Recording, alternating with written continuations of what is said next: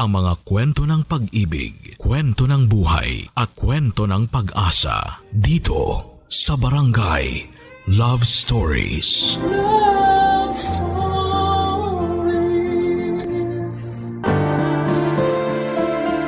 Ang halaga ng mga anak ay hindi lamang nasusukat sa kaya nilang ibalik sa naging sakripisyo ng mga magulang.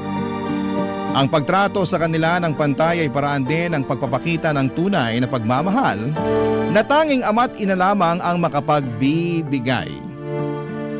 Ikaw, kabarangay, sa anong paraan mo naramdaman na mahalaga ka sa iyong mga magulang?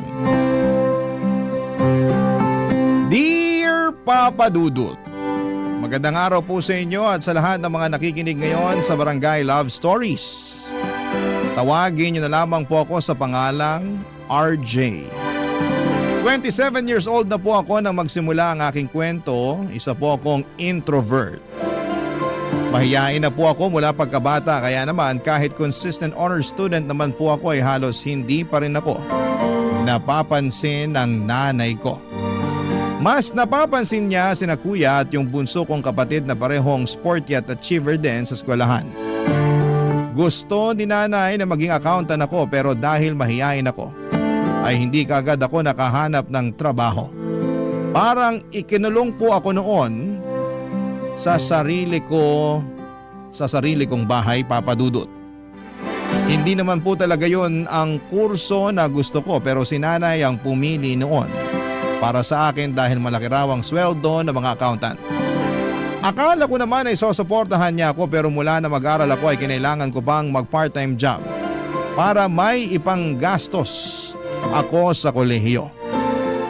Madalas din akong rumakit noon hanggang sa pinasok ko ang freelancing kahit na estudyante pa lamang ako.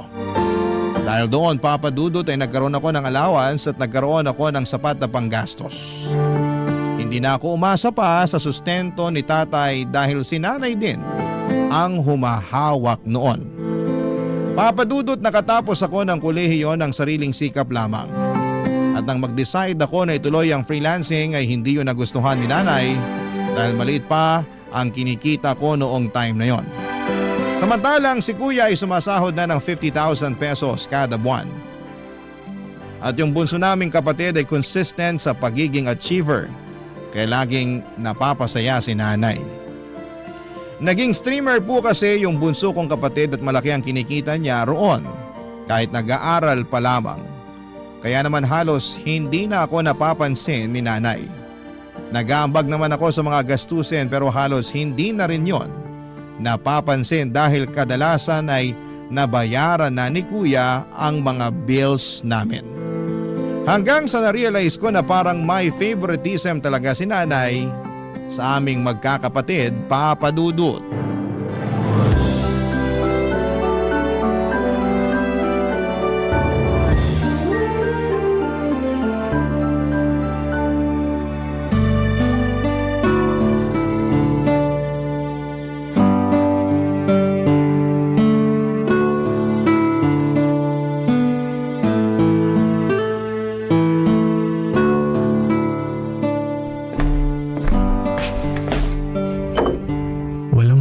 Kasirola. Nay, may ulam po ba kayong naitabi? Ay, wala na. Ubus na. Tulog ka kasi ng tulog dyan eh. Ayan, naubusan ka tuloy.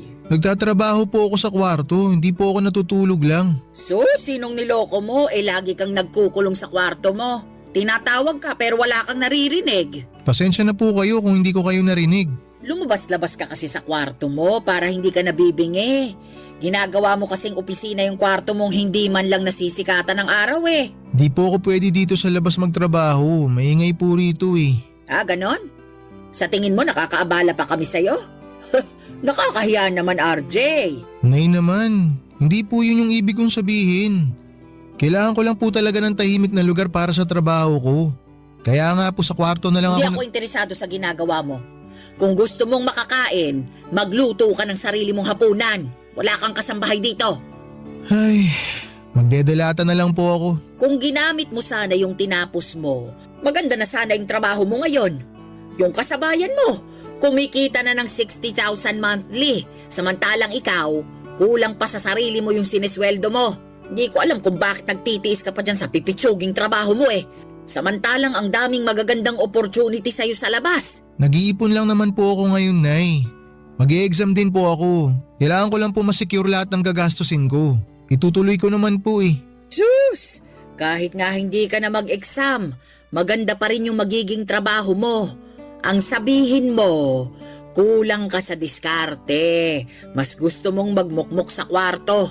Bakit hindi mo gayahin yung kuya mo? Ang laki na nang naitulong sa akin. Hindi ko na kailangan problemahin yung mga gastusin dito sa bahay kasi siya na yung bahala. Talo ka pa nga nung bunsong kapatid mo eh. Mas malaki pa yung kinikita kaysa sa'yo. Hoy! Ewan ko nga ba kung bakit nagkaroon ako ng anak na kagaya mo. Darating din naman po ako ron, Nay. O ay kailan pa? Kapag wala na ako. Kapag hindi ko na mapapakinabangan yung pinaghirapan mo. Nagbibigay din naman po ako para dito sa bahay ah. Di nyo lang po napapansin kasi mas malaki yung binibigay sa inyo ni Kuya. Pinagmamalaki mo yung ambag mo rito sa bahay, dilata lang yung kayang bilhin. Uy, tama lang pala na dilata yung ulamin mo. Kasi yun lang naman yung kayang bilhin ng sweldo mo. Ay, sige na po, Nay. Simula po ngayon ako nang bahala sa pagkain ko. Para hindi na rin po makadagdag sa mga problema nyo. Sa susunod, ikaw naman yung magbayad ng kuryente. Ang lakas mo rin kumonsumo pero yung kuya mo yung nagbabayad. Nay, di po ba nag-abot ako sa inyo ng 2,000 nung nakaraan? Kulang yon. Kaya sa susunod na buwan, ikaw naman yung magbayad. Wala naman pong problema sa akin yun eh. Kung may iba pa po kayong pababayaran sa akin, sabihin nyo lang po. Magagawan ko naman po ng paraan yun. Aba, hindi ka na dapat sinasabihan. Magkusa ka na. Yun ang dapat. Opo, Nay, magkukusa na po. Nga pala, kailangan na ring palitan yung washing machine. Baka naman gusto mong ikaw na yung bumili ng bago. Para may ambag ka naman sa mga gamit dito. Sige po, paglalaanan ko na po sa susunod kong sweldo. Meron pa po ba kayong sasabihin? Maglibot ka rito sa bahay nang makita mo kung ano yung mga kailangan palitan. Alam nga namang lahat na lang sasabihin ko pa sa'yo. Ay, sige po, magluluto na muna ako ng pagkain para makabalik na ako sa trabaho ko.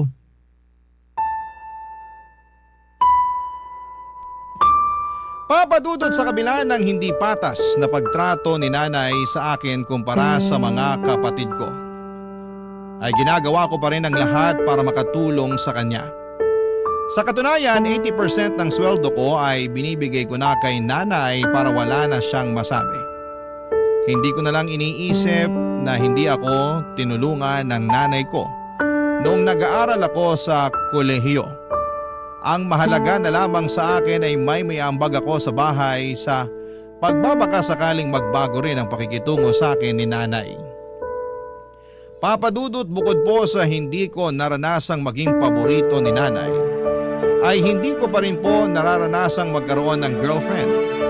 May mga nakikilala naman po ako sa social media account ko pero palagi akong nafe-friend zone.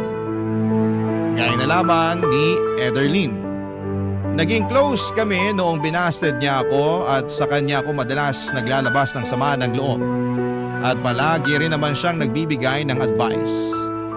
Pinigilan ko naman ang sarili ko na hindi na ma-fall sa kanya pero sa katagalan ay hindi ko na yon napigilan. Lalo na nang mag-decide si Ederlyn na makipagkita sa akin, papadudot.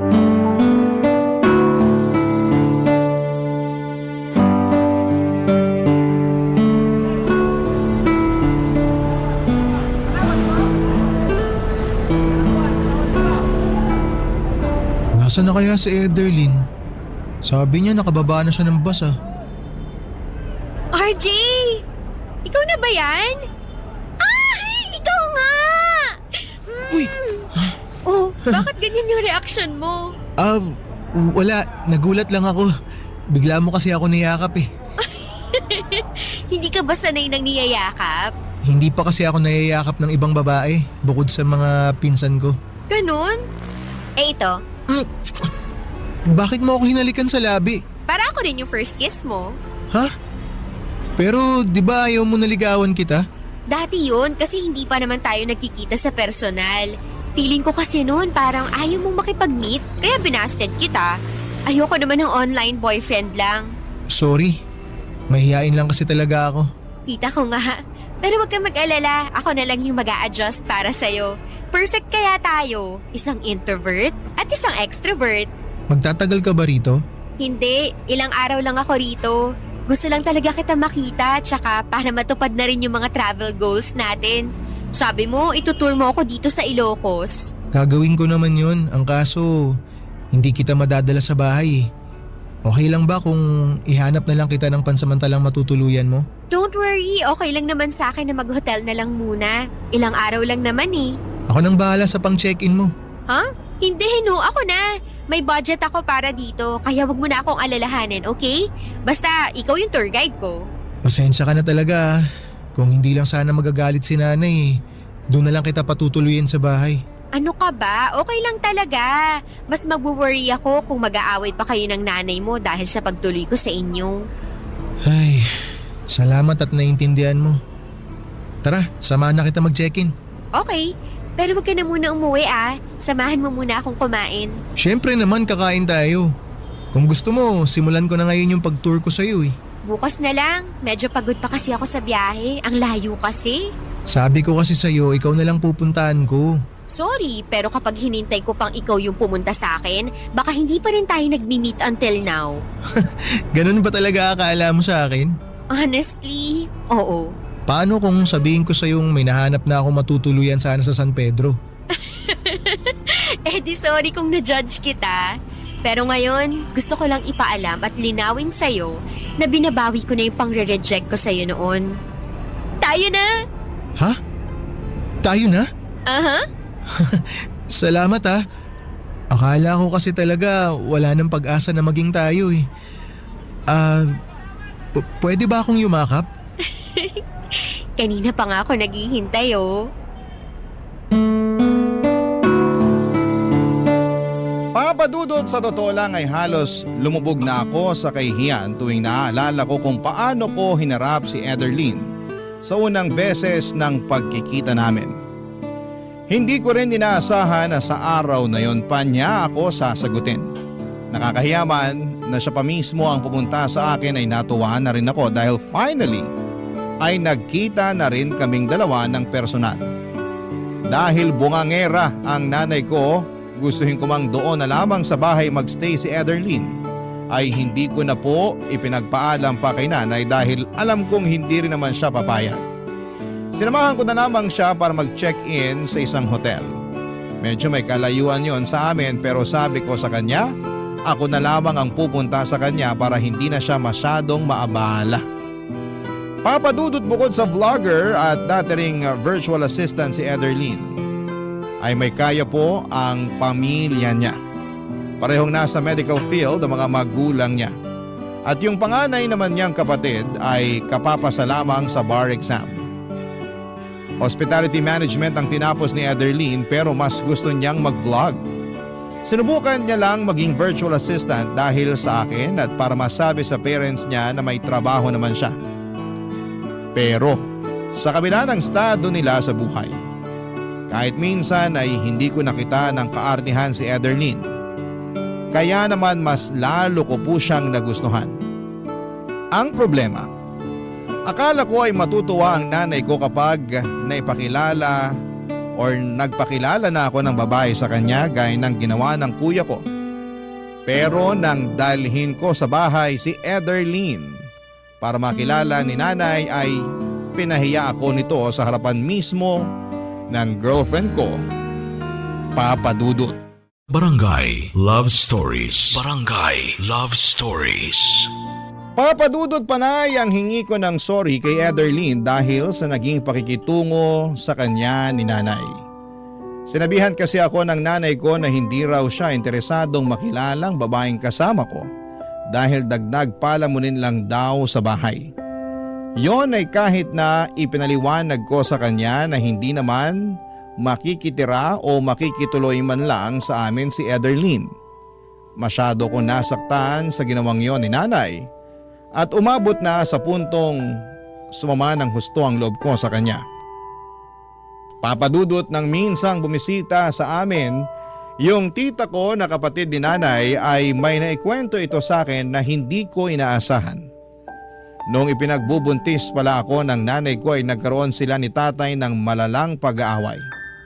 Hanggang sa naisip ni nanay na ipalaglag na lamang ako dahil halos hindi na sila magkaayos noon. Pero nangako si tatay na mananatili sa tabi ni nanay hanggang sa maipanganak ako, kaya hindi yun natuloy. Naging okay ulit ang pagsasama nila hanggang sa ipagbuntis naman ni nanay ang bunso naming kapatid. Pero noong malalaki na kami ay tuluyan na silang nagkahiwalay. May iba ng partner ang tatay ko pero si nanay ay mas piniling hindi na lamang maghanap ng ibang lalaki. Sabi niya mas gusto niya raw na ituon ang atensyon niya sa mga anak niya. Pero parang nakalimutan naman niya na anak niya rin ako, Papa Dudut.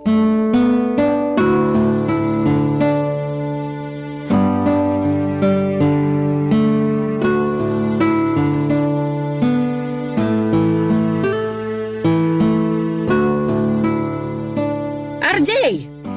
RJ! Ano ba? Kanina pa kita ginigising ah. Hindi ka ba tatayo dyan?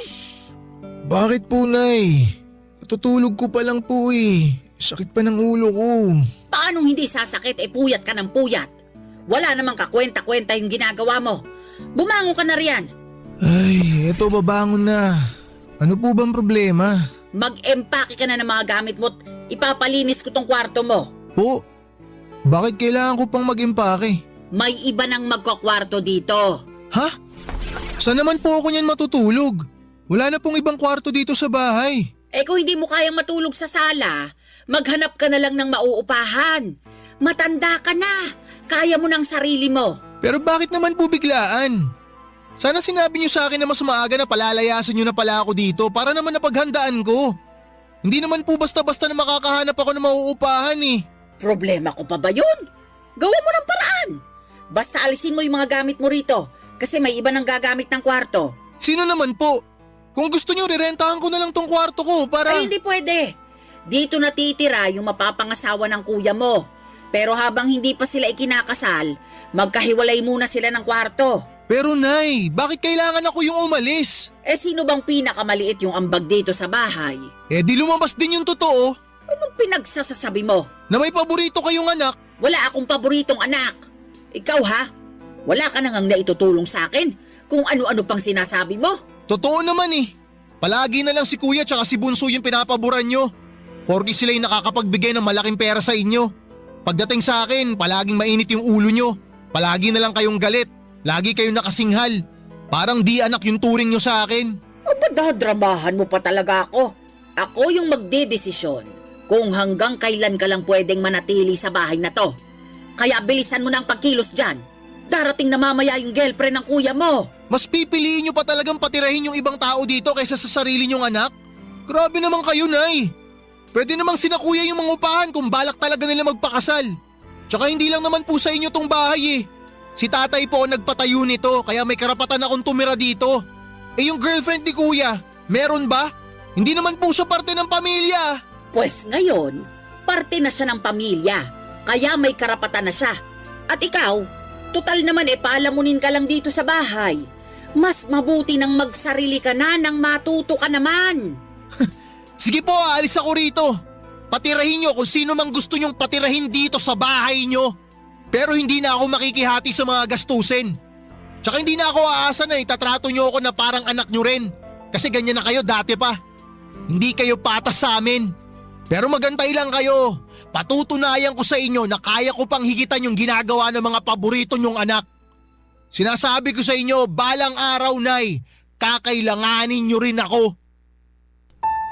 Papa Dudut, nadala na po ako noon ng emosyon ko kaya nasabi ko yon kay nanay. Hindi ko po kasi matanggap na mas gusto pa ni nanay na magpatira sa bahay namin nang hindi niya naman kadugo. Samantalang ako na ginagawa ang lahat para makatulong sa kanya kahit na matagal na niyang pinaparamdam na kinalimutan na niya ako bilang anak ay hindi niya man lang binigyan kahit katiting na konsiderasyon. Nagmukha akong kawawa noong araw na pinalayas niya ako. Nag-offer naman sa akin yung mga pinsan ko na sa kanila muna tumira pero tumanggi ako dahil kapag nalaman yon ni nanay ay hindi niya titigilan ang pangiinsulto sa akin. Pansamantala ko na lamang na iniwan sa kanila yung mga gamit ko habang naghahanap ako ng paupahan. Nang malaman ng girlfriend kong si Ederlyn na pinalayas ako ni nanay, sinabi niya sa akin na mangupahan na lamang daw kaming dalawa para makabukod na rin siya sa parents niya at magkaroon ako ng cashier sa renta habang nag-iipon. Hindi naman ako nagdalawang isip noon dahil paraan na rin yon para makalayo kina nanay. Ipinamigay ko na lamang yung iba kong mga gamit, kaunti lang yon dinala ko at kasama na roon yung mga gamit ko sa trabaho. Nakapagsimula ako at nagkaroon ng payapang buhay nang hindi kasama ang nanay ko, Papa Dudut.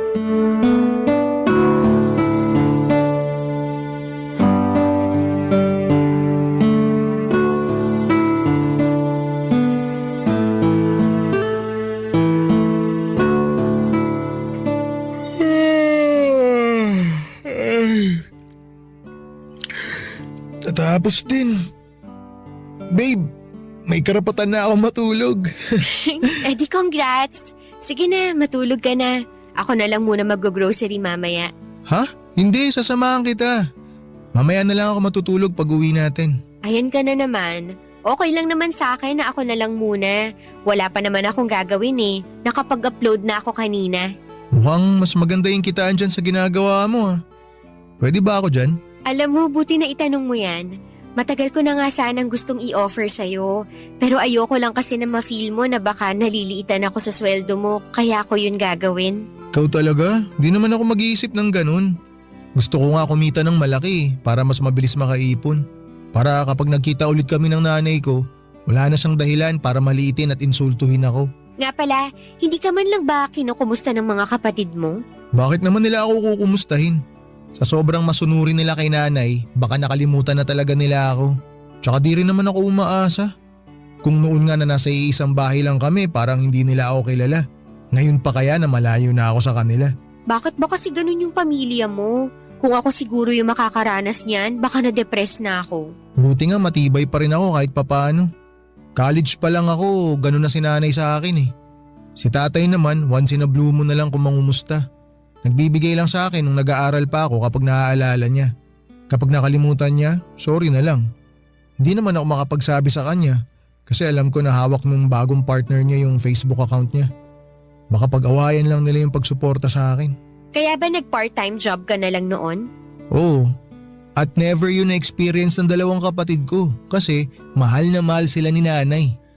Ay, hindi ko talaga gets yung mga nanay na hindi patas sa mga anak nila. Pare-pareho lang naman kayong dugot laman ng nanay nyo. Pero totoo pala talaga yung ganun, no? Na may mga parents na may favoritism. Ay, hayaan mo na. Mas mabuti na rin siguro na nangyari to para hindi na lumalim pa yung sama ng loob na nararamdaman ko sa nanay ko. Nakakabilib ka talaga, babe. Gusto ko naman yung part na may gusto kang patunayan sa nanay mo. Dama ko yung gigil mo ron eh. Pero nararamdaman ko rin na mahal mo pa rin siya. Hindi naman basta-basta mawawala yun. Nanay ko pa rin naman siya. Nanay mo nga siya, pero parang hirap na hirap naman siyang magpakananay sa'yo. Sabi mo nga, ginagawa mo naman lahat para makatulong sa kanya pero hindi niya yun nakikita. Pero pagdating sa dalawa mong kapatid, may special treatment siya. Ibig sabihin ba nun, magiging nanay lang siya kapag malaki na yung naiaabot na pera? Eh di parang sinusweldohan nyo na lang siya sa pagiging nanay niya sa inyo. Ewan ko ba dun kay nanay? Masyadong mainit yung dugo niya sa akin. Iniisip ko nga, kung naging CPA kaya ako, palalayasin pa rin kaya niya ako. Ikaw lang makakasagot niyan, babe. Ikaw yung mas nakakakilala sa nanay mo eh. Hanggat maaari, ayoko nang magsalita ng masama against sa nanay mo. Kasi alam kong pinapahalagahan mo pa rin siya. Basta sa akin, palagi ka may special treatment. Hindi mo kailangan patunayan yung sarili mo sa akin kasi mas gusto kong sabay nating patunayan na hindi tayo nagkamali sa desisyon nating magsama.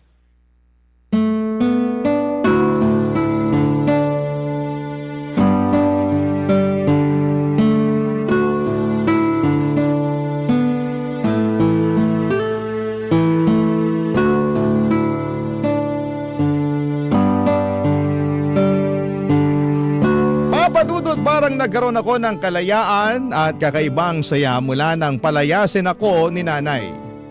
Nagsama po kami ni Ederlyn pero kahit na nasa iisang bubong lamang kami, naglagay pa rin kami ng limitasyon para sa isa't isa. Alam ko na may pangarap pa si Ederlyn at ganon din naman ako kaya nagkasundo kami na career muna ang ipopursue namin bago ang pagkakaroon ng sarili naming pamilya. Papadudot, isinama ako ni Ederlyn sa pagbablog niya. Mahilig kasi siya sa mga riding adventures at pumunta sa iba't ibang mga lugar kasama ang mga pinsan niya. Libangan niya lamang daw yon noong una hanggang sa dumami ang kanyang followers and subscribers.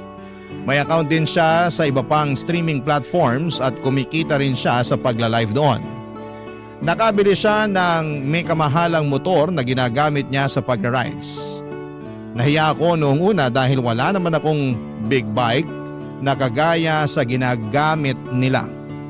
Pero pinahiram ako ni Ederlyn ng pera para makabili ako ng sarili kong big bike, papadudot. Binayaran ko naman yon sa kanya nang magkaroon ako ng share sa mga kinikita niya. Mula nang isama ako ni Ederlyn sa mga vlogs niya ay unti-unti na rin nawala yung pagiging mahiyain ko. Nagagawa ko na rin mag-live at doon ko naranasang makatanggap ng mga virtual gifts na pwede palang i-convert sa cash. Dahil streamer din yung bunsong kapatid ko, nakarating kay nanay yung ginagawa ko at hindi ko inaasahan. Ang ginawa niya, papadudot. Barangay Love Stories. Barangay Love Stories. Papadudot nung nakakuha kami ni Ederlyn ng mga endorsement, naisipan naming magnegosyo na rin habang ipinagpapatuloy ang pagiging vlogger namin. Dahil hindi naman habang buhay yung swerte namin doon. Nagkaroon kami ng sarili naming shop ng motorcycle parts. Pero dahil hindi naman kalakihan ang kinikita namin doon ay naisipan na rin naming subukan yung custom apparel printing at hindi naman namin pinagsisihan ang naging resulta. Sinuportahan kami ng mga kasama namin sa Riders Club at ng mga naging kaibigan namin ni Ederlyn. Hindi talaga namin nakalaing magbo-boom yung business namin na yon kaya medyo binawasan na namin ang oras sa vlogging para magkaroon pa rin kami ng sapat na pahinga. Matapos nga ang 3 taon sa dami ng mga magagandang nangyari sa buhay ko, mula nang magsama kami ni Ederlyn ay hindi ko na alam kung paano ko pa siya mapapasalamatan. Papadudot sinamahan niya ako sa mga panahong down na down ako. At wala pang maipagmamalaki. Sa mga panahong yon ay hindi niya pinaramdam sa akin na siya ang mas may pera. Tinuruan niya ako kung paano dumiskarte at kumawala sa comfort zone ko. Kaya naman naisipan ko noong mag-propose sa kanya. Noong time kasi na yon ay sigurado na akong siya na ang babaeng gusto kong makasama sa panghabang buhay. Tinanggap naman niya ang proposal ko kaya matapos yon ay pinasimulan na rin namin yung dream house naming dalawa. Gusto naming mabuo muna yon bago kami magpakasal. Pero nung binisita namin yung pinapagawa naming bahay, may sumugod sa akin ng wala akong kamalay-malay, papadudot.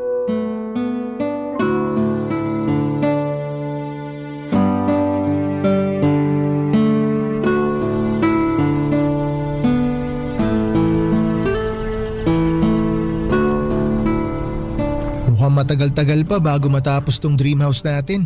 Oo nga eh, mukhang kailangan pa nating doblehin yung sipag sa pagtatrabaho. Wala namang problema yun. Kayang-kaya natin yun, babe. Pero kapag magkakaanak na tayo, hindi na pwede yung ganun ha. Ayoko ma-stress ka masyado. May 1 taon pa naman tayo, di ba? Madadagdagan pa yung ipon natin. Oh, may dumating. Sino kaya yun? Babe, nanay mo yata. RJ! Nay? Ano pong ginagawa niyo rito? Binibisita ka. Mukha kasing nakalimot ka na. Ano? Porket mapera ka na ngayon. Kinalimutan mo ng may nanay at mga kapatid ka pa. Kinalimutan? Nay, kayo po yung unang nakalimot. Tsaka di ba pinalayas niyo ako sa bahay niyo? Mula nung umalis ako kahit 1 beses hindi niyo ako kinumusta. Wala akong natanggap sa inyo. Sa tingin mo, Dapat ba akong humingi ng tawad sa'yo? Hindi magulang ang magpapakumbaba para sa anak. Kawalan ng respeto yung pagtalikod na ginawa mo sa amin. Alam niyo, Nay, kung kawalan ng respeto lang din naman yung pag-uusapan, kayo po yung unang gumawa nun sa akin. Ginawa ko naman po lahat ng makakaya ko para makatulong sa inyo pero ni minsan, hindi nyo pinaramdam sa akin na may halaga ako sa inyo. Inalagaan kita mula pagkabata. Binuhay kita. Kahit na hindi kami maayos ng tatay mo noong ipinagbubuntis kita. Hindi pa ba pagpapahalaga yun? Binuhay nyo nga ako, oo. Pero hindi ko naman naramdaman na may nanay ako. Palaging sina kuya at saka si Bunso yung iniintindi nyo. Oh, nung kayo yung pumili ng course ko sa college, akala ko susuportahan nyo ako. Pero iiwan nyo lang pala ako sa ere. Nakalimutan nyo na po, Nay? Ako yung nagpaaral sa sarili ko. Naramdaman ko lang naman na nanay ko kayo nung graduate ako ng college eh. Mas kailangan ng kuya mo yung suporta ko noong panahong yon. Isa pa, nakakuha ng scholarship yung mga kapatid mo, kaya nakapag-aral sila sa private university. Nay, libre yung tuition fee dun sa college na pinasukan ko. Kahit konting panggastos lang sana. Humihingi naman ako kay tatay pero sa inyo niya ibinibigay. May binigay ba kayo sa akin? Wala. Puro kay kuya nyo lang naman ginagastos lahat ng mga inaabot sa inyo ni tatay na para sa akin. Kaya tama lang na bumawi siya agad sa inyo nung makapagtrabaho na siya. Kaya ba ngayong kumikita ka na ng malaki ay nagmamayabang ka na? Hindi ka makakarating sa kinalalagyan mo ngayon kung hindi kita iniluwal. Utang mo sa akin ang buhay mo. Alam nyo, Nay, kung pera lang naman yung gusto ninyo, pwede naman kayong manghingi eh. Hindi ko naman kayo pagdadamutan. Pero yung sinasabi nyo na utang na loob ko sa inyo yung buhay ko? Sige, sabihin na natin na totoo yon kasi binuhay nyo ako. Pero kung may choice lang ako nun, hindi ko naman gugustuhin na mabuhay na kulang sa pagmamahal ng isang ina eh. Kaya nyo naman magbigay ng pagmamahal eh. Nagawa nyo nga sa mga kapatid ko. Pero bakit pagdating sa akin ang damot-damot nyo? Ano po bang nagawa ko sa inyo? Papadudot na tahimik na lamang po noon si nanay at napilitang umalis dahil sa sagutan naming yon. Pero bago siya umalis ay sinabihan ko siya na mag-transfer na lamang ako ng pera sa bank account niya. Bukod sa nasaktan ako sa mga sinabi ng nanay ko ay nalungkot po ako sa katotohanang naalala lamang ako ng nanay ko dahil may pera na siyang mahihingi sa akin. Nagbingi-bingihan po siya sa mga saloobin ko gaya ng ginagawa niya noon. Matapos ako mag-transfer ng pera sa account ni nanay ay minessage niya ako sa Facebook at pinipilit na doon na lamang ulit tumira sa bahay. Pero nang pinanindigan kong bubukod na ako dahil balak na naming magpakasal, ni Ederlyn ay hindi naman yon nagustuhan ni nanay. Nalaman ko na lamang na nag-post na pala siya sa Facebook para paringgan ako. Nabasa naman po yon ng mga kamag-anak namin at kinampihan nila si nanay. Dinilit naman po ni nanay yung Facebook post niya pero wala na rin pong silbi yon dahil masama na ang tingin sa akin ng mga kamag-anak namin. Papadudot nalaman ko na lamang na wala na pala sa bahay namin yung girlfriend ni kuya dahil pinalayas daw po ito ni tatay nang minsang bumisita siya roon. Sinabihan niya raw po si kuya na bumukod na kung balak nitong bumuo ng sariling pamilya. Wala naman pong nagawa noon si nanay kaya napilitan ng umalis doon si kuya. Yan ang mga ganap, Papadudot.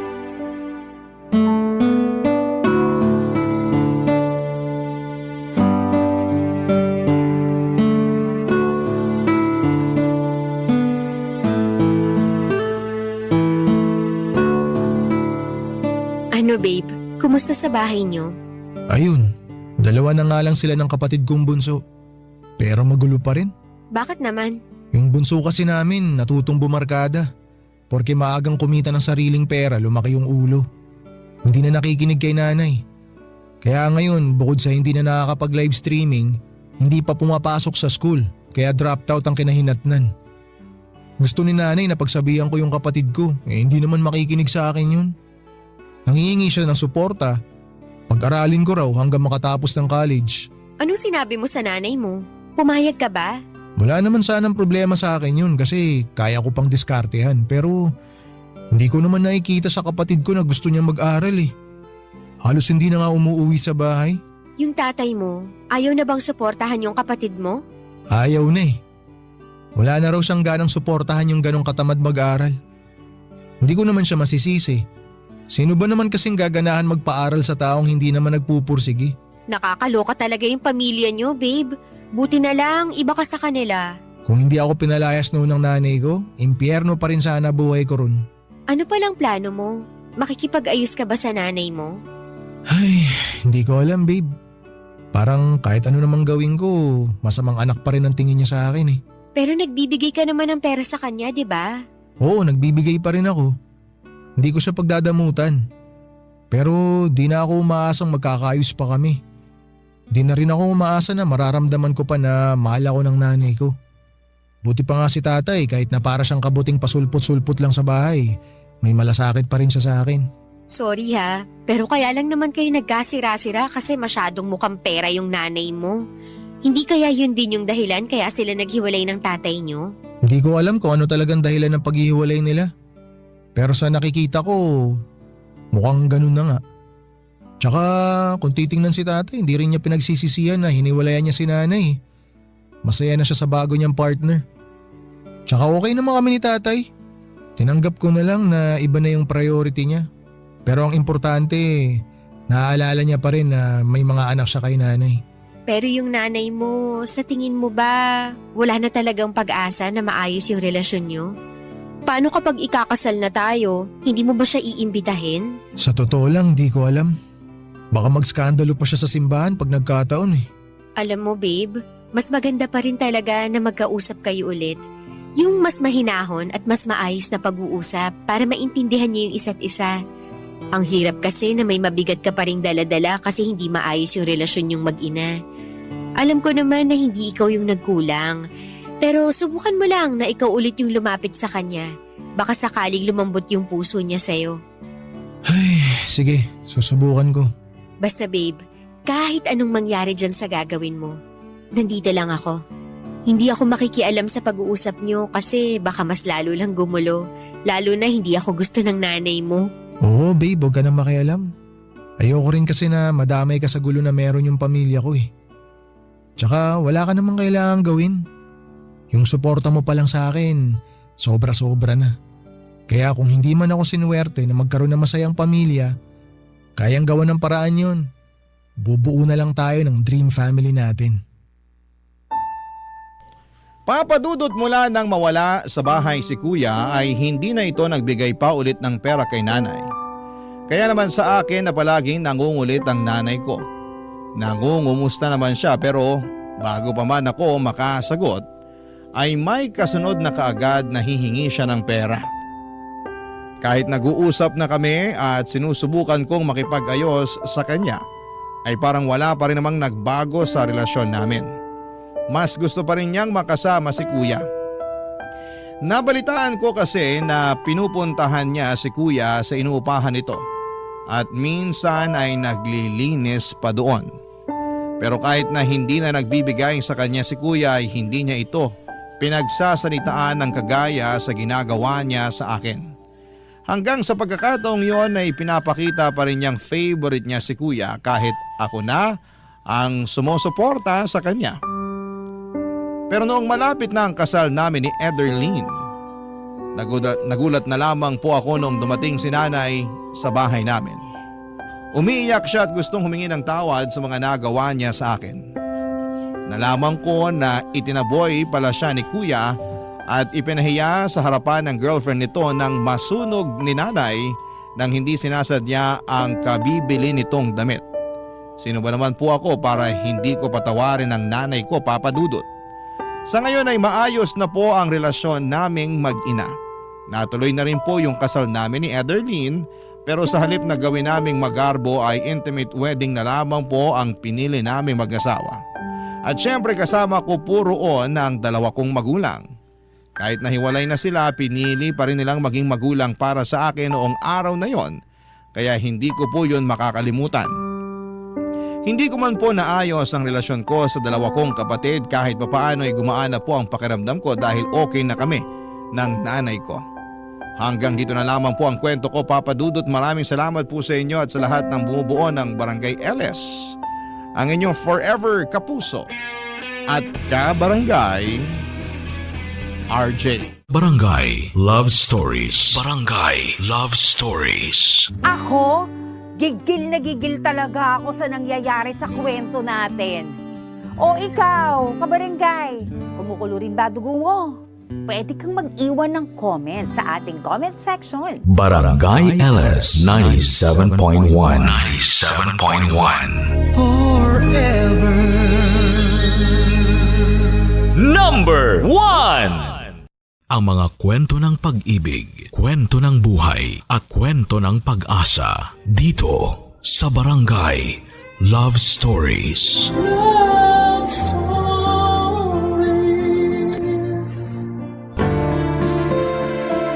Marami tayong kayang isakripisyo para sa pagmamahal. Pero hindi lahat ng sakripisyo na yon ay kayang masuklian. Ikaw, kabarangay, hanggang kailan mo mamahalin ang taong hindi mo alam kung kaya rin bang mahalin ng pabalik? Dear Papa Dudut, may kanya-kanya tayong dahilan kung bakit natin nagugustuhan ng isang tao. Minsan pa nga ay hindi natin maipaliwanag ang dahilan kung bakit ba lumalalim ang espesyal na nararamdaman natin para sa kanila.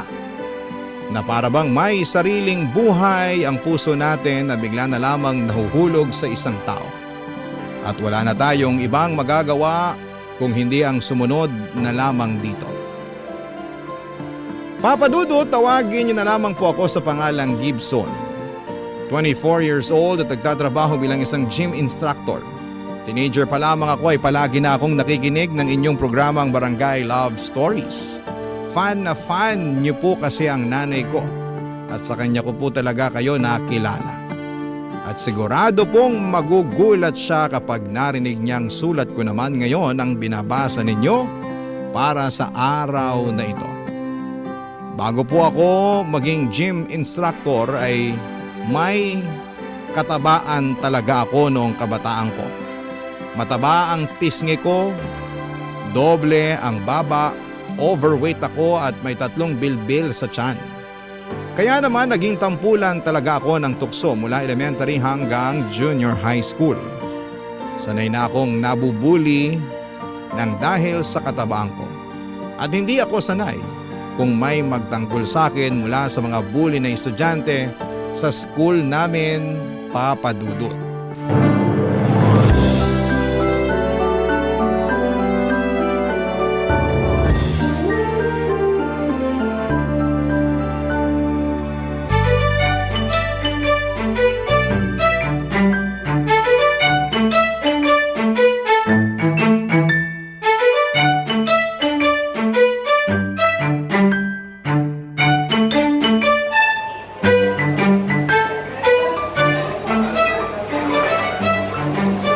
Hi Angel, nagdala ako ng Japanese cake para sa'yo. Uy! Favorite ko yan. Para sa akin talaga yan. Oo, ginawa to ng mama ko kaninang umaga kaya naisipan ko magdala ng extra para sa'yo eh. Thank you, Gibson. Tara, sabay na tayong kumain. Upo ka na dyan sa upuan. Sige.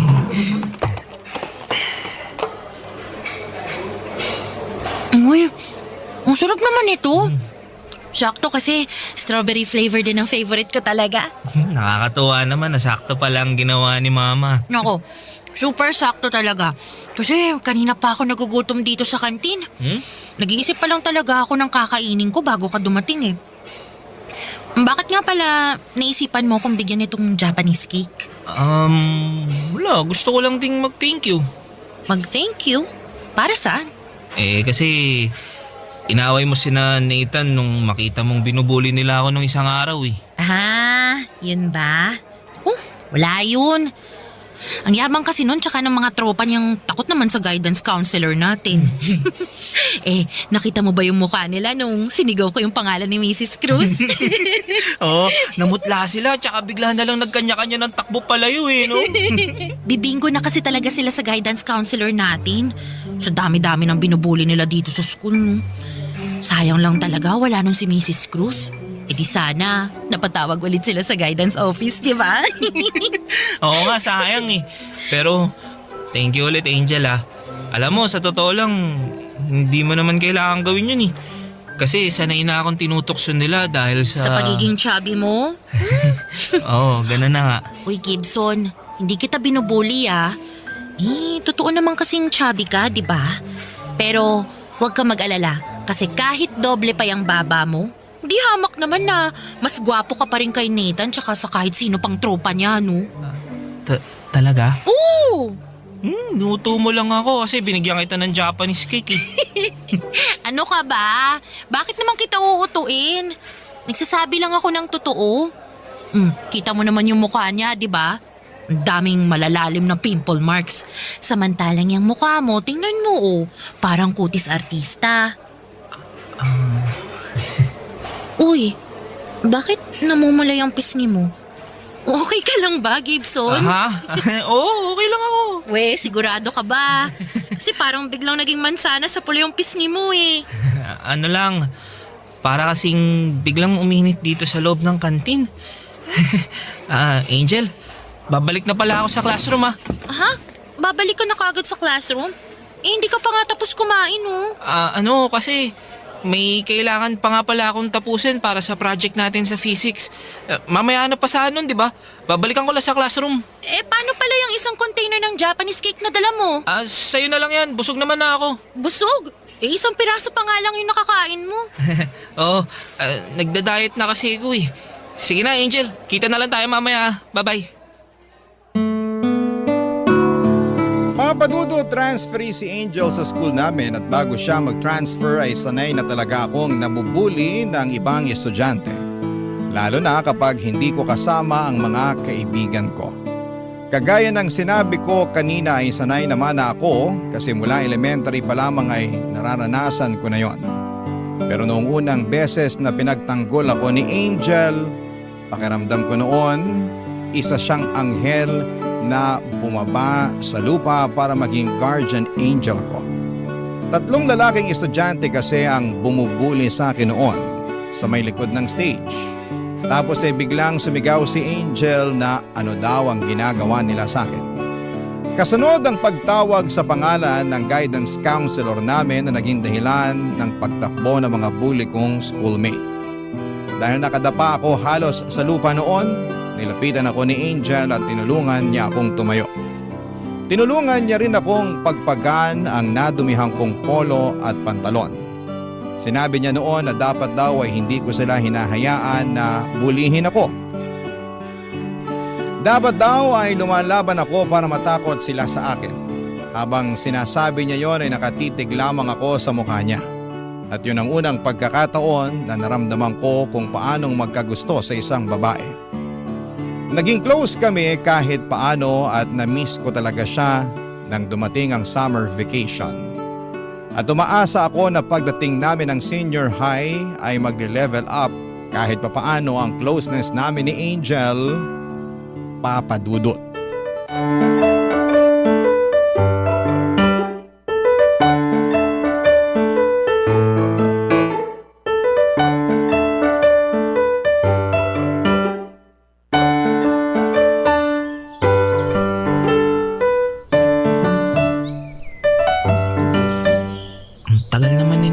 At John, kanina pa ako naghihintay sa kanila dito sa guardhouse. Hanggang ngayon wala pa rin sila.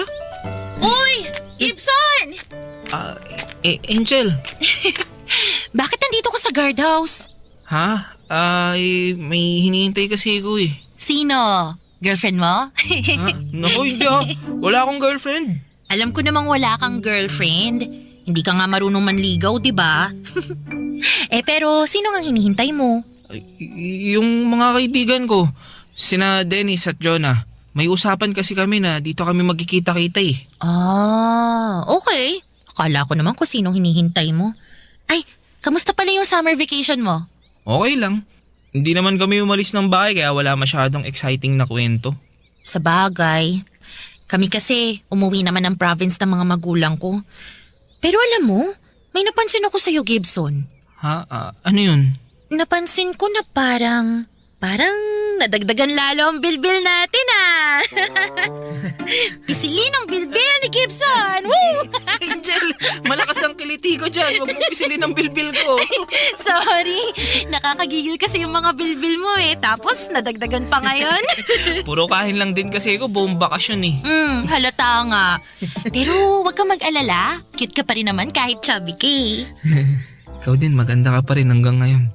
Mas lalo ka pang gumanda eh. Ano yan? Ha? May sinabi ba ako? Oo, may sinabi ka. Hindi ko lang masyadong naintindihan kasi parang bumubulong ka. Ano ba yung sinabi mo kanina? Ano lang yun? Gibson! Ha? Nandyan na pala yung mga kaibigan ko.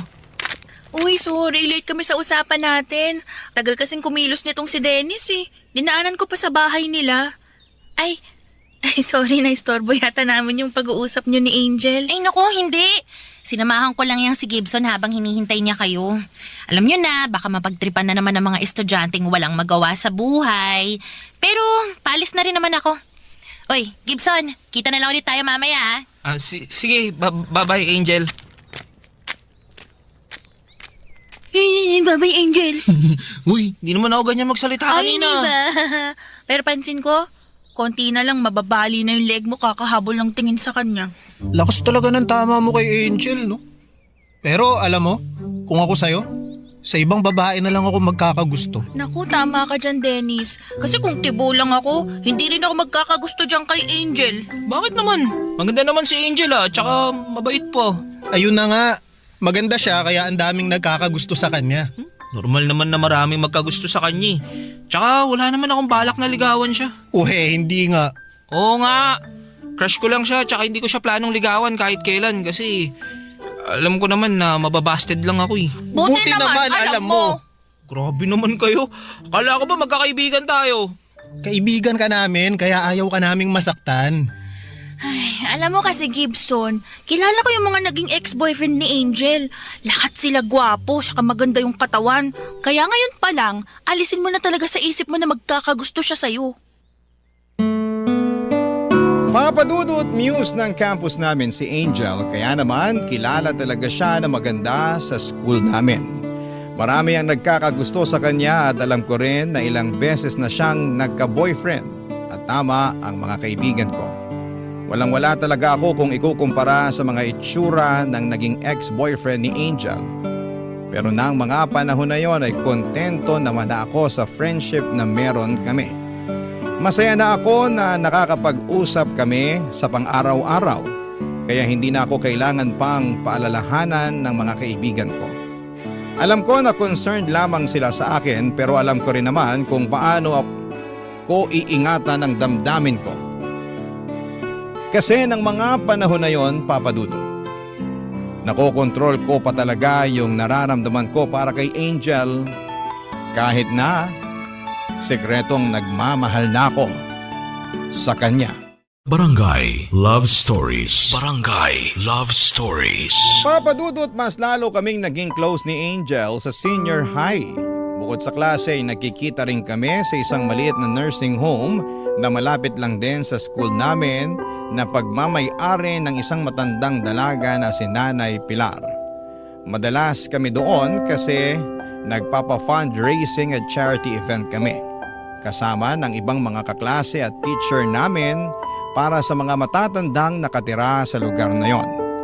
Nakakatuwa lang kasi pareho kami ni Angel na mahilig tumulong sa mga matatanda.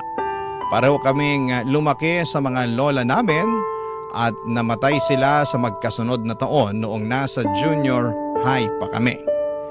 Nagkakapalitan tuloy kami ng mga kwento sa kung paano kami inalagaan ng mga lola namin noon. Tapos sa tuwing nasa nursing home ay tinutokso kami ng mga matatanda doon.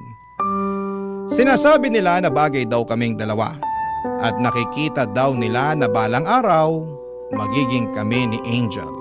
Siyempre, tumatanggi naman ako at sinasabi na imposibleng mangyari yon. Pero si Angel ay palagi lamang siyang ngumingiti na para bang natutuwa pa siya kapag tinutokso kaming dalawa sa isa't isa, Papadudot.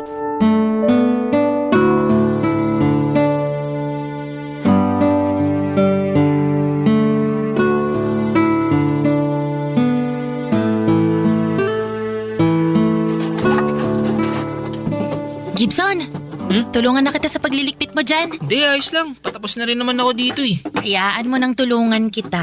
Kasi ang dami mo nang ginawa sa buong maghapon. Kaya ko na to. Pumasok ka na sa loob kasi medyo mainit dito sa labas. Tsaka konti lang din naman yung mga ginawa ko kanina eh. Kaya hindi naman ako masyadong napagod. Ha? Anong konti doon? Ikaw na nga yung nag-setup sa living area para sa pag-games natin kay na lolo't lola. Tapos ikaw na rin yung nagligpit ng mga kalat doon pagkatapos ng mga activity na ginawa natin. At ngayon, ikaw pa yung naglilikpit dyan sa lababo. Hindi pa nga ako pagod. Kaya huwag ka na mag-alala sa akin. Aba, ang sipag mo naman talaga ngayon na. Baka mamaya bigla ka nalang pumayat dyan. Naku! Mamimiss ko tong mga bilbil mo. Uy, Angel, huwag mo nga pisilin yung mga bilbil ko. Sinabi ko na sa'yo malakas ang kiliti ko dyan eh. Baka kasi bigla na lang mawala to eh. Sinusulit ko lang napisilin ngayon. Grabe ka sa mga bilbil ko. Pero sige, para matapos na yung pangungulit mo, itabi mo na lang yung mga baso at pinggan na nabanlawan ko na. O di na yun. Buti naman at pinatulong mo na rin ako dito. Baka kasi hindi ka tumigil sa pangungulit mo dyan eh. Nasaan na ba kasi yung mga kaibigan mo? Bakit ang aga nilang umalis ngayon? Si Jonah, may family gathering daw sila na kailangan puntahan. Si Dennis naman, hahabol daw sa basketball game nila. Sumabay pa talaga sila sa ibang kaklase natin na umalis ng ganito kaaga, no? 2 na lang tuloy tayong naiwan para maglinis ng mga kalat dito. Mabuti na lang, mabilis kang magligpit ng mga kalat kahit chubby ka. Ikaw, kanina mo pa napapansin ng mga bilbil ko ah. May problema ka ba sa pagiging chubby ko? Uy, wala ah. Sabi ko nga sa'yo, ang cute-cute mo kahit chubby ka. Oo na. At kanina mo pa sinasabi yan kahit nung kasama natin sina Lola sa loob. Tuwang-tuwa kasi sila sa mga bilbil mo. Sinasakyan ko lang para lalo silang matuwa. Yun naman ang goal natin, di ba? Pasiyahin yung mga lolo't lolang nakatira dito sa nursing home ni Nanay Pilar. Ganon. At ako pa talaga yung pinain mo para pasiyahin sila? Ha? Uy! Gibson ah! Bakit mo naman ako binasa ng tubig galing sa gripo? Wala akong pamalit na damit. Huwag ka mag-alala, may dala akong extrang t-shirt. Eto, mas mababasa ka dito sa tabo ng tubig na to. Uy! Gibson, ano ba? Ay, go ah. Gusto mo ng basaan ah? O eto, isang plangganang tubig para sa'yo. Uy! Grabe ka naman, Angel. Parang gusto mo na ako paliguan ah. Hey! Ano bang ginagawa niyo at basang-basa dito sa likod ng kusina? Ay, Nanay Pilar. Si Gibson po kasi, binuhusan ako ng isang tabo ng tubig. Uy, kalahating tabo lang naman nun ah. Ikaw nga isang plangganang tubig binuhos mo sa akin eh. Para natuloy akong naligo oh. Ay, kayo talagang mga bata kayo. Tama na nga yung paglalaro nyo sa tubig. Pumasok na kayo at magpalit ng mga damit. Ako nang magtutuloy ng mga ligpitin dito para hindi kayo gabihin pa uwi. Papadudot sa patuloy na paglalim ng friendship namin ni Angel ay ang simula rin ng paglalim ng espesyal na nararamdaman ko para sa kanya. Yung dating paghanga lang ay nauwi sa pagmamahal at yung dating ako na kontento sa pagkakaibigan na meron kami ay natutong umasa na balang araw magagawa niya ring suklian ang pagmamahal ko para sa kanya. Lalo na at mas naging close pa kaming dalawa noon. Kung dati puro nakaraan ang pinagkwekwentuhan namin ay naging madalas ang pag-uusap namin tungkol sa future. Tungkol sa mga pangarap namin at plano sa buhay. Tapos ay natutuwa ako sa tuwing magkukwento sa akin si Angel ng tungkol sa pamilya niya. Mga tinatago niyang hinanakit pati na rin ang nasasayang na parte ng kwento ng buhay niya. Pakiramdam ko talaga noon ay espesyal na ako sa kanya. Pakiramdam ko kahit papaano ay may pag-asa ako na magustuhan niya rin ako kahit na mataba ako. Kaya naman sa araw ng senior high school graduation namin, nagdesisyon ako magtapat ng totoong nararamdaman ko para sa kanya, Papa Dudut.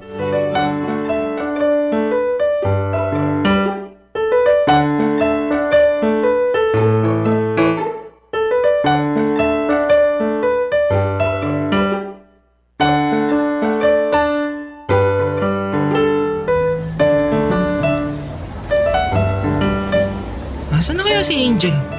Sana naman di pa siya umuwi. Masasayang pa yata tong bouquet ng flowers na binili ko para sa kanya. Bakit ba naman kasi ang dami pa ring tao dito sa may labas ng covered court eh. Nahihirapan tuloy akong hanapin siya. Uy, tol! Gibson, kanina ka pa namin hinahanap ni Dennis. Naks naman, may pabulaklak. Para kay Angel ba yan? Oo, kaya lang di ko siya makita kanina pa eh. Umuwi na kaya siya? Hindi pa kasi nakita ko siyang pumunta sa restroom sa may gilid ng stage. Ah. Mukhang magre-retouch kasi magpapapicture yata siya sa photographer na nandun sa labas. Ganun ba? Mabuti naman. Kala ko masasayang na itong mga bulaklak na binili ko para sa kanya eh. Mukhang may mababasted mamaya.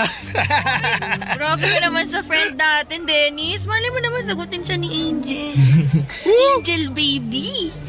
Ito naman ako manliligaw kay Angel. Para saan yung bulaklak na yan kung hindi ka pala manliligaw sa kanya? Gusto ko lang siyang bigyan nito para i-congratulate kasi sa wakas, graduate na tayo. So, congratulations lang talaga sasabihin mo sa kanya mamaya? Oo. Nako, pustahan, hindi yan congratulations lang. At pakiramdam ko talaga, may mababasted ngayong araw. Ay, nako, ako, pupusta ako na hindi mababasted tong kaibigan natin. Kasi mukhang type na din naman siya ni Angel eh. Nakita ko kasi parang nagbabago na yung tingin sa kanya. Kaya, eto, pusta ko. Pagkatas ng araw na to, may girlfriend na to si Gibson. Talagang pinagpupustahan niyo pa akong dalawa. Grabe kayo sa akin. Uy, Gibson. Palapit na dito si Angel, oh. Iwanan ka na namin, ha? Uy, galingan mo pagtatapat mo sa kanya para manalo ko sa pustahan. Balitaan mo na lang kami sa group chat, ha? Bye! Sige. Hi, Gibson. Saan pupunta yung mga kaibigan mo? Wala. May lakad pa daw kaya nagmamadali silang umalis. Sayang. Kaya pa naman ako lumapit para makongratulate din sila. Sasabihin ko na lang sa group chat namin mamaya. Ito pala. Flowers nga pala para sa'yo. Uy, thank you Wow, ang gaganda naman ng flowers na to. At ang babango pa. Nag-abala ka pa talaga na bigyan ako nito Siyempre naman. Espesyal na araw to para sa'yo eh. Ano ka ba? Para sa atin. Kasi sabay tayong graduate. Tsaka sa wakas, magiging college student na rin tayo. Ay, grabe. Ngayon pa lang, namimiss ko na kaagad ang high school life. Ako, ngayon pa lang, namimiss na agad kita. Anong ibig mong sabihin, Gibson?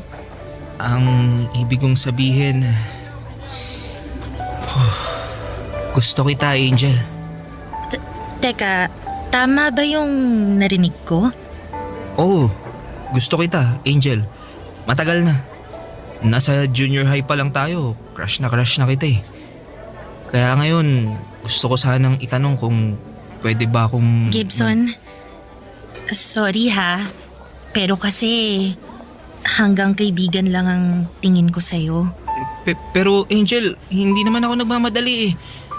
Pwede mo naman siguro akong bigyan ng pagkakataon na ligawan ka. Para patunayan sa'yo na seryoso ako sa mga sinasabi ko ngayon. Promise, hindi kita kukulitin. Pero ayoko rin kasi na paasahin ka Ayaw mo kong paasahin kasi alam mo na kahit kailan hindi ka magkakagusto sa isang chubby na kagaya ko. Gibson, hindi ganun yun. Ayoko lang din talaga na masira pa yung pagkakaibigan natin. Okay naman tayo sa ganito, di ba? Okay tayo as friends. Kaya bakit pa natin gagawing komplikadong lahat? Again, I'm sorry. Ayoko lang talaga na umasa ka at masaktan ka lang din sa huli. Papadudot doon pa lang sa part na hindi ako pinatapos ni Angel sa gusto kong sabihin ay alam ko na kaagad kung saan papunta ang pag-uusap na yon. Pero sinubukan ko pa rin ituloy ang lahat. Tinapos ko pa rin ang gusto kong sabihin para wala na akong maramdaman na kahit na anong pagsisisi sa huli. Nagawa ko pa ngang ngumiti kahit sobrang nagpipigil na ako ng mga luha ko noon. Nang tumalikod na si Angel at magsimulang maglakad palayo mula sa kinakatayuan ko ay kaagad kong pinunasan ang mga luha ko. Naglakad ako ng mabilis at sumakay ng tricycle pauwi sa bahay namin. Yung dapat na masayang araw ko dahil senior high school graduation namin ay naging isa sa mga pinakamasakit na araw para sa akin, Papa Dudut. Barangay Love Stories. Barangay Love Stories. Papa Dudut Angel was my first love. Siya rin ang unang babaeng naging dahilan para ma-heartbroken ako. Alam niyo po, sa totoo lang ay sinisisi ko ang pisikal na itsura ko kung bakit niya ako binasted noon. Pakiramdam ko ang pangit at sobrang tabako. Kaya hindi niya ako nagustuhan. Inisip ko na siguro kung payat ako noon ay baka nagkaroon pa ako ng pag-asa para sa kanya. Kaya grabe ang adjustment na ginawa ko sa sarili ko pagkatapos kong mabasted. Ilang araw din akong nagmukmuk noon sa kwarto hanggang sa naisipan kong baguhin na ang sarili ko. Nagbawas ako ng pagkain, nagsimula ako mag-jogging at nag-enroll ako sa gym. Lahat ng yon ay sinabay ko sa college life ko. At masasabi ko na na-enjoy ko ang lahat ng mga activity na yon. Nakatulong ang fitness journey ko hindi lang para makamove on mula kay Angel, kung hindi para malabas na rin ang lahat ng stress ko sa pag-aaral ko noon. Hanggang sa hindi ko napansin na 5 taon na pala ang nakalipas. Nagkaroon ng charity event sa nursing home na palagi kong pinupuntahan noon.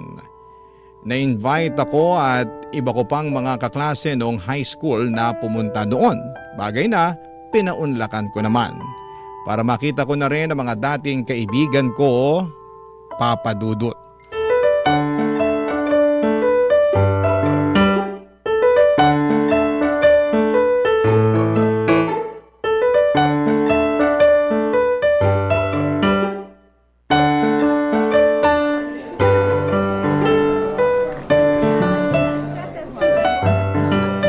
Dennis? Jonah?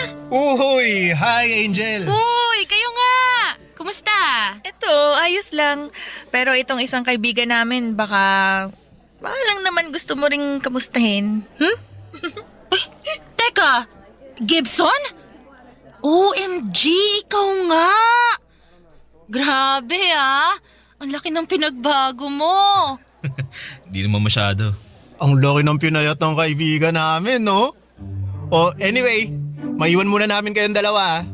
Parang may nakita ako na kailangang ayusin banda dun eh. Tara na, Jonah. Ay, oo, sige, tara. Dali, tara.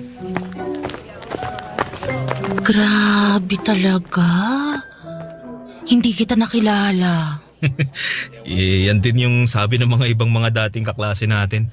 Kaya nga wala masyadong bumabati sa akin mula kanina pa eh. Tapos nagugulat na lang sila kapag nagpapakilala ako.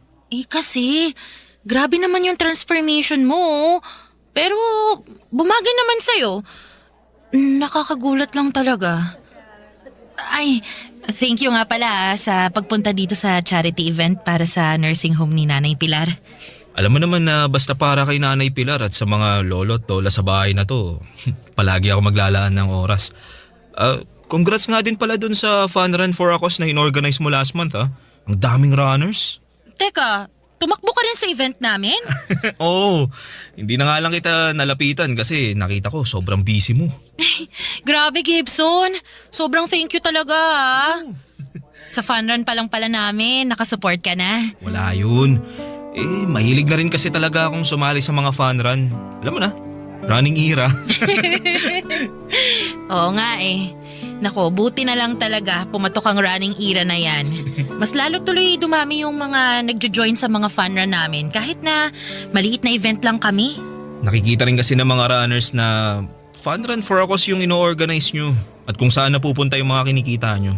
Nakapost lahat sa social media page nyo kaya marami na nangiengganyo na mag-join sa event nyo. Nakakatuwa naman at mukhang updated ka talaga sa mga event namin Di naman masyado. Pero di ba may fun run ulit kayo sa susunod na buwan? Hindi raw updated pero ngayon alam kagad ang susunod na event namin. Nakita ko lang din sa nakapost sa page nyo kahapon. May alam din kasi ako ng mga pwedeng maging sponsor nyo. Ibibigay ko na lang sa'yo yung contact number nila para matawagan mo at masendan mo ng proposal. Hala, talaga Gibson? Naku, sobrang laking tulong yan para sa event at beneficiaries namin Ngayon pa lang, sobrang thank you na talaga sa tulong mo. Ang ganda naman kasi talaga ng advocacy ng mga event nyo eh. Kaya ang sarap suportahan. Huwag kang mag-alala, maghahanap pa ako ng ibang pwedeng makatulong sa event nyo.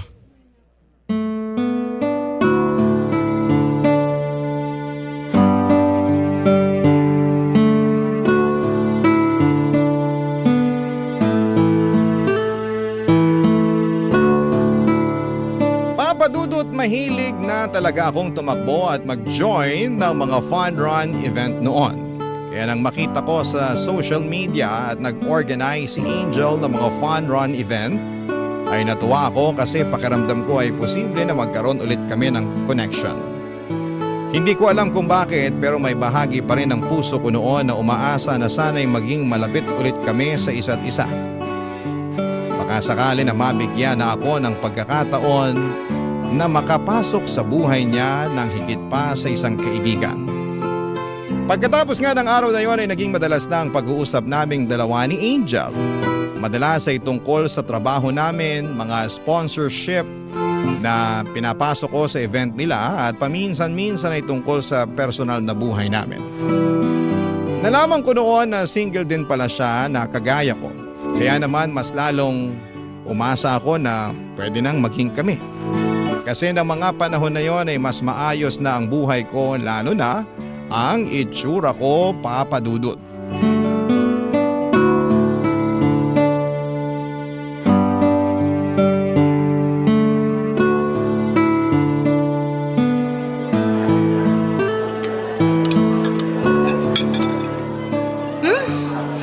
Grabe, ang sarap pala ng pagkain sa restaurant na to. Lalo na tong Bicol Express. Swabe yung anghang. Yan talaga ang bestseller nila dito. Minsan nga, hindi pa yung nagiging available kasi ang daming umu-order eh. Masarap naman kasi talaga.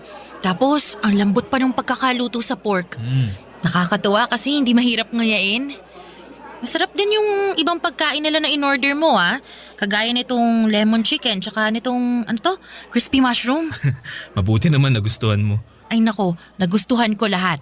Pero next time, kahit sa karinderya na lang tayo mag-meeting ng tungkol sa fun run namin. Para hindi ka na masyadong gumastos. Ano ka ba? Ayos lang kasi minsan lang naman tayo magkita. Tsaka di naman masyadong mahal yung mga kinakainan natin. Ay nako, hanggang ngayon hindi ka pa rin nagbabago. Kahit nawala na ang 3 bilbil at pangalawang baba mo, ikaw pa rin yung super generous Gibson na nakilala at naging kaibigan ko. Kaibigan lang?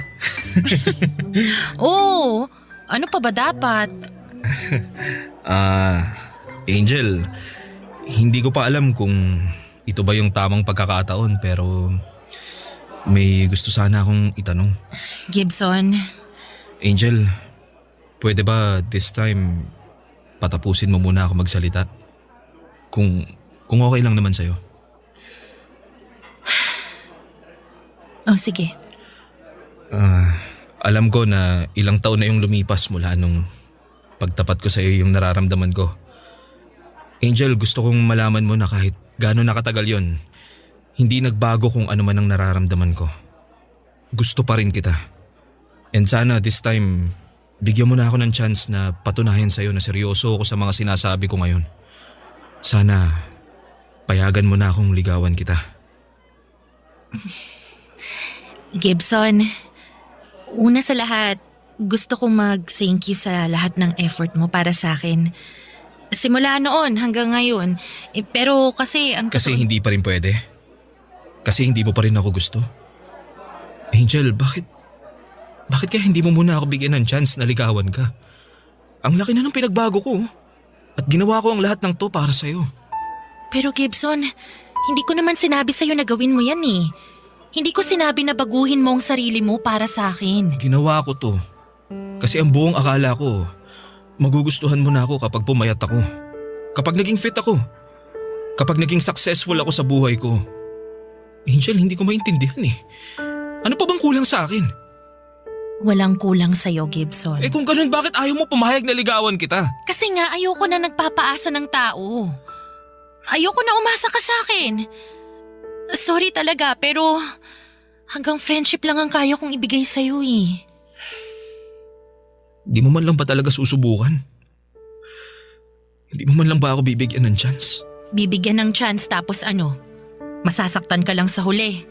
Masasayang lang ulit lahat ng effort mo para sa akin. Gibson, ayoko ng ganun. Ang pinakaayoko sa lahat yung binibigyan ko ng pag-asa yung tao na alam ko namang hindi ko kayang magustuhan. Ayoko nang nagpapaasa. Gibson, mabuti kang tao. Walang mali sa'yo, totoo yun. Pero, hindi lang talaga ako yung babaeng para sa'yo.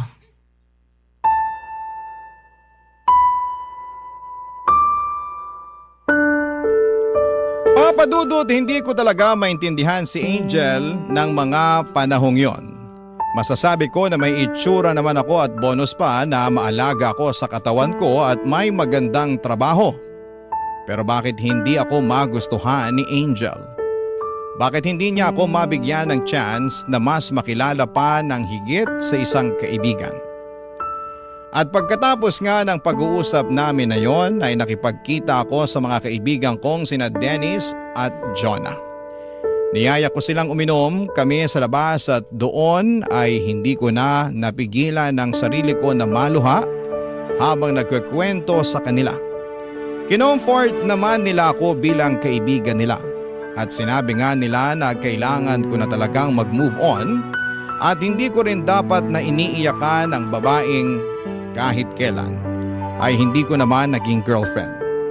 Pero alam nyo, papadudot, pagkalipas ng ilang buwan at taon ay unti-unti ko na rin naintindihan ang point ni Angel.